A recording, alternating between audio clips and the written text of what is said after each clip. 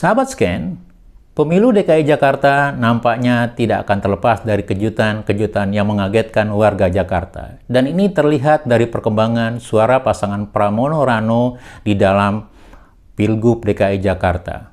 Pasangan Pramono Rano yang muncul terakhir dan kemudian mendaftarkan kepada KPU di dalam Pilkada DKI Jakarta diperkirakan oleh banyak orang pada awalnya tidak akan mampu menyaingi suara pasangan Ridwan Kamil dan Suswono.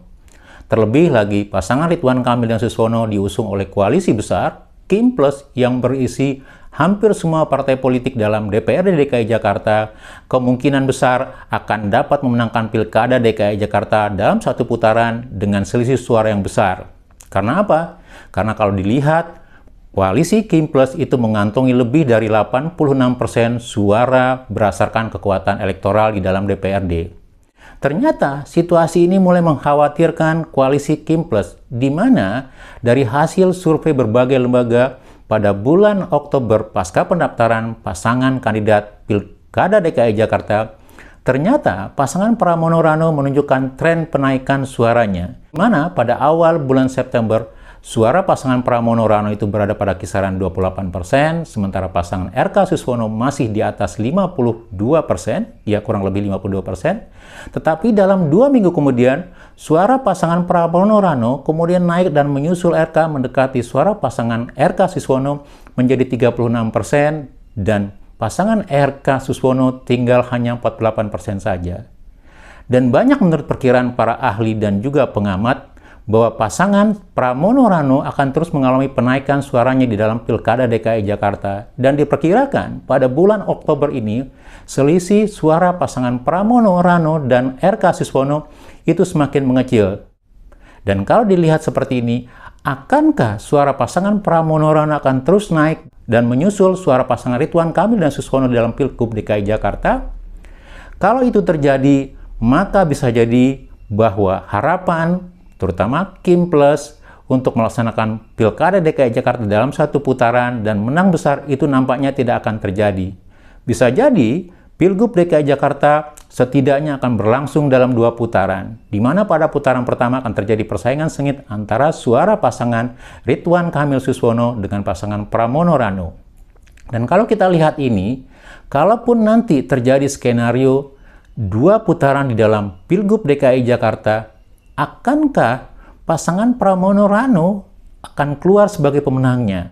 Dan kalau kita lihat kenapa fenomena pasangan Pramono Rano yang hanya didukung oleh 14% kekuatan elektoral di dalam DPRD DKI Jakarta gitu ya, tetapi di dalam berbagai survei setelah melakukan pendaftaran, kemudian melakukan kampanye, belusukan dan seterusnya, sosialisasi kepada masyarakat, ternyata mengalami kenaikan suara yang cukup signifikan.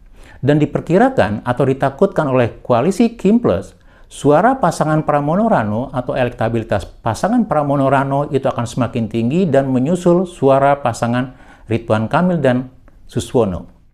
Kalau kita lihat, ada beberapa hal yang menjadi dasar kenapa suara atau tingkat elektabilitas pasangan Pramono Rano itu terus mengalami penaikan di dalam Pilgub DKI Jakarta. Pertama, kalau kita lihat gitu ya, pasangan Pramono Rano di dalam pasca pendaftarannya di dalam KPU, kemudian di KPUD DKI Jakarta, kemudian dalam masa era kampanye, itu banyak melakukan kegiatan belusukan, sosialisasi, dan bertemu dengan warga. Dan satu hal yang kita lihat sebagai pembeda pasangan Pramono dibandingkan pasangan Ridwan Kamil dan Suswono adalah penawaran atau program kerja yang ditawarkan kepada publik atau masyarakat DKI Jakarta.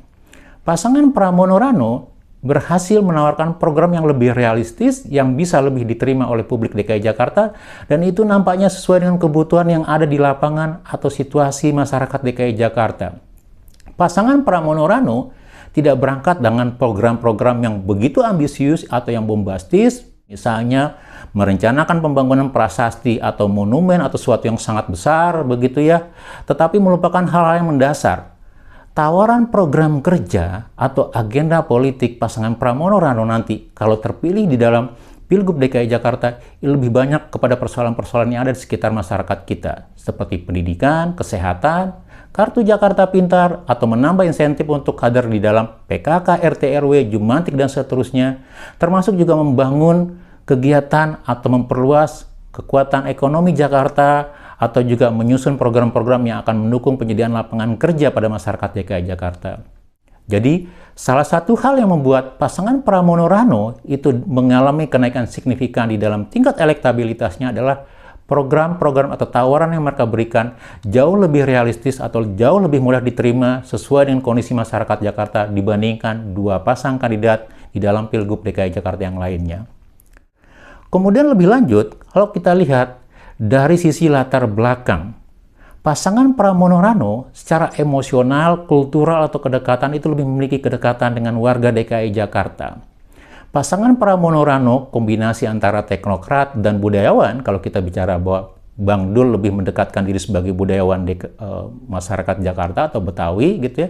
Sementara Pramono lebih bicara tentang pendekatan teknokrasi atau pengetahuan tentang tata kelola pemerintahan. Kemudian kalau dilihat dari sisi latar belakang ini gitu ya, bahwa kedua pasangan ini dianggap lebih memprestasikan situasi masyarakat Jakarta yang lebih heterogen. Masyarakat Jakarta yang beragam, terdiri dari berbagai latar belakang kepentingan dan persoalan. Dan pasangan ini bisa mengemasnya di dalam paket pasangan Mas Pramono dan Bang Dul. Dan itu merepresentasikan situasi masyarakat Jakarta yang sangat heterogen, sangat beragam, dan seterusnya. Begitu. Kemudian kalau kita lihat lagi, pasangan Pramono Rano itu juga banyak mengalami simpati karena pasangan Pramono Rano di awal kampanyenya itu berhasil menempatkan diri sebagai jalan tengah antara dua suara besar di dalam Pilgub DKI Jakarta, yaitu suara yang menginginkan kombinasi antara keinginan mencalonkan kembali Anies Baswedan ataupun juga Basuki Cahayapurnama di dalam Pilgub DKI Jakarta. Anies Baswedan dan Ahok merupakan dua gubernur terdahulu Provinsi DKI Jakarta, dan kedua orang ini dianggap memiliki track record atau kinerja yang baik di dalam membangun masyarakat Jakarta, di dalam membangun tata kelola pemerintahan DKI Jakarta. Dan Pramono Rano yang coba memposisikan diri sebagai bagian dari antara kelompok Anies dan Ahok, kemudian berjanji akan terus memperjuangkan apa yang sudah dicapai atau menjadi milestone dari gubernur-gubernur sebelumnya. Keinginan Pramono Rano untuk melanjutkan program-program yang baik pada masa-masa gubernur sebelumnya, baik itu dari era Foke, Bang Yos, termasuk Jokowi, Ahok, dan Anies, ini menjadi salah satu momen simpatik yang banyak diterima oleh masyarakat DKI Jakarta.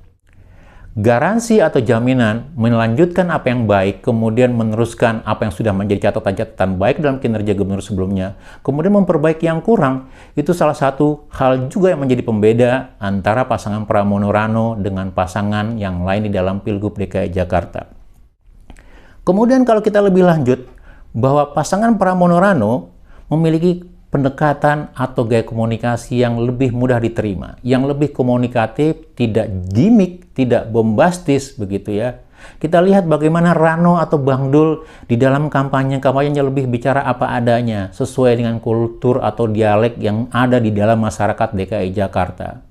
Pasangan Pramono Rano tidak banyak menjadikan suatu hal yang besar, suatu yang bombastis, sesuatu yang sifatnya prasasti atau ikonik, hanya banyak berguna di dalam media sosial misalnya, tetapi berangkat kepada hal-hal yang memang ada di dalam masyarakat DKI Jakarta.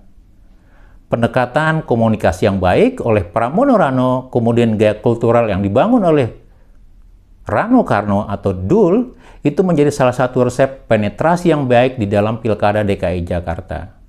Jadi kalau kita lihat dalam berbagai aspek keunggulan ini atau aspek yang bisa diterima oleh publik, pasangan Pramono Rano itu berhasil menawarkan sesuatu yang berbeda di dalam Pilgub DKI Jakarta. Sehingga tidak heran kalau kita lihat kecenderungan suara pasangan Pramono Rano itu terus naik di dalam survei-survei elektabilitas Pilgub DKI Jakarta, dan bisa jadi suara pasangan Pramono Rano pada akhirnya akan mengungguli suara pasangan Ridwan Kamil dan Suswono di dalam Pilgub DKI Jakarta. Koalisi Kim Plus yang berkeinginan untuk menguasai semua daerah di dalam pilkada dengan cara menawarkan kekuatan di dalam posisi kabinet atau pemerintahan, pada akhirnya akan menghadapi suara-suara publik yang lebih kritis, yang lebih genuine, yang menginginkan bahwa persoalan di masing-masing daerah itu berbeda, dan keberbedaan persoalan, keberbedaan latar belakang itu membutuhkan pemimpin yang berbeda juga. Maka mau tidak mau, tidak semua tawaran atau opsi yang ditawarkan Kiples sebagai koalisi besar itu bisa diterima. Publik punya pilihan-pilihannya sendiri, masyarakat punya alternatif sendiri. Dan biarkanlah masyarakat di daerah kira-kira menentukan siapa yang menurut mereka paling layak menjadi baik itu gubernur, bupati, dan wali kota, tanpa harus terbelenggu dalam konteks bahwa ini merupakan tawaran atau kandidat dalam Kiples, atau kandidat atau tawaran dalam koalisi partai kecil, atau mungkin kandidat atau tawaran dalam calon-calon independen misalnya. Biarkanlah masyarakat dengan logikanya, dengan pertimbangan-pertimbangannya sendiri untuk menentukan kira-kira siapa pemimpin daerah yang paling baik untuk mereka. Dan kalau kita mengacu ini, DKI Jakarta dengan tingkat melek politik yang tinggi, kesadaran politik yang jauh lebih baik, kemudian kesadaran informasi yang jauh lebih tinggi, bisa jadi akan memberikan suara yang berbeda dari skenario yang diharapkan oleh Kiples dengan Ridwan Kamil dan Siswono di dalam Pilgub DKI Jakarta. Dan kalau ini terjadi, maka ini menjadi satu harapan besar pada kita bahwa publik masih bisa bersuara di tengah hegemoni atau kekuasaan elit politik yang menginginkan keseragaman atau kesamaan di dalam pemerintahan. Sekali lagi, kita tunggu apakah penaikan suara Pramono Ranu akan terus terjadi dan mungkin saja akan menjadi pemenang di dalam Pilgub DKI Jakarta.